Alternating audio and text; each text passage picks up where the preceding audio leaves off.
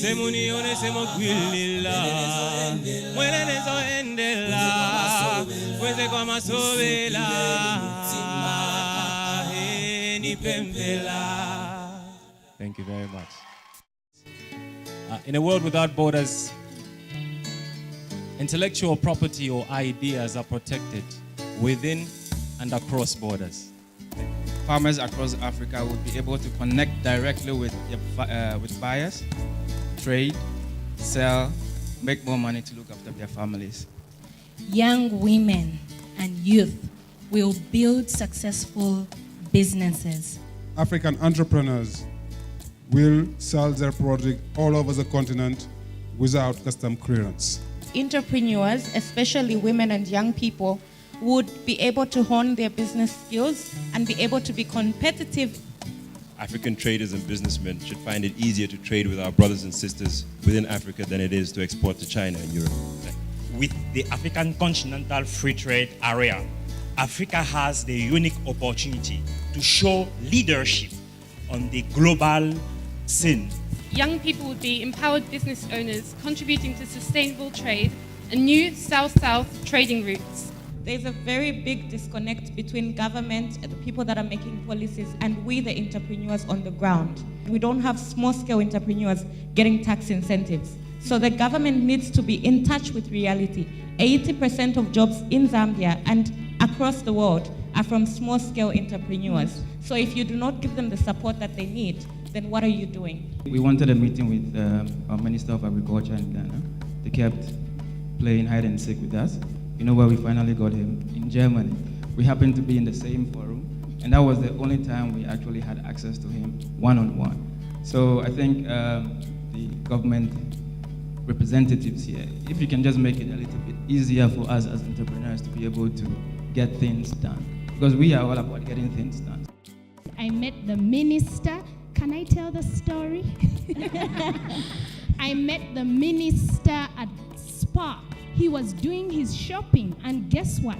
I had an opportunity to share with him, communicating my vision, my goal, and let me tell you, friends, the moment you do that, God is going to put people along your path who are going to help you achieve your goal. I would say the challenges that exist in my industry are intellectual property. I can release an album today and I'll find it in the streets, sold back to me, not the original copy. I mobilized the team working with the police to confiscate the CDs that are not original CDs. But I would love to travel to another country and know that my copyrights are being protected there as well. Things like champagne, Bordeaux wine, they're protected based on their geographical origin. And I think that our countries, we have a lot of things that we can eventually protect under such a system. It is critical then for policymakers to work closely with the business community in developing continental programs and standards that will prioritize free trade and the development of human capital. One of the jokes that most of my traders have is there's government policy and there's a police policy. The government will say the border is open, but the guard at who's supposed to allow you in through the border has his own policy. And that is, you're not crossing until you pay the visa. And we should be serious about this. We shouldn't just pay a lip service. There have been times when you try to register a company and the website is down. If it's online, make sure it works. On a commencé à faire des livraisons, mais on s'est rendu compte que c'était très difficile de passer juste la frontière entre le Sénégal et le Mali. Donc, on a vu que même si c'était deux pays très proches, qui légalement, je veux dire, au niveau de la réglementation, sont aussi très proches, sur le terrain, ça ne se passe pas comme ça. This is probably what occupies most of my days, dealing with customs officials. The Senegalese government closes borders, goes to the extent of closing borders to suffocate the peanut trade in Gambia to protect their own industry. If that's happening between Gambia and Senegal, how can we be serious about an Africa-wide free trade zone?